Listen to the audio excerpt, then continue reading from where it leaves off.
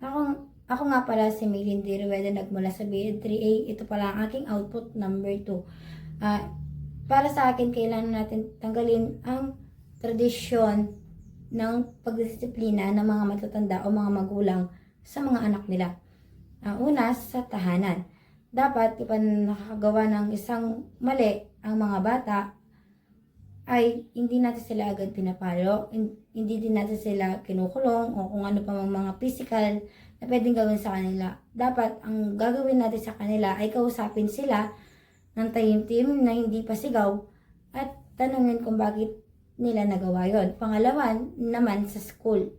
Dapat kapag nagkamali ang isang bata o may nagawa siyang mali, ay dapat nakausapin sila ng tahimtim na hindi natin sila kinukurot, hindi natin sila pinapalo o kinukulong o nilalabas o kung ano pa mga physical na pwedeng gawin sa mga estudyante. As a future teacher, dapat kailangan nating tulungan o respetuhin din natin ang mga estudyante natin dahil bata din sila.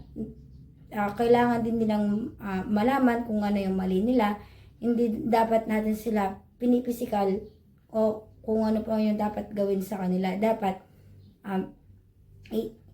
ipa-realize natin sa kanila na mali yun, and gayon din na dapat na matuto sila kung ano yung kamalian nila.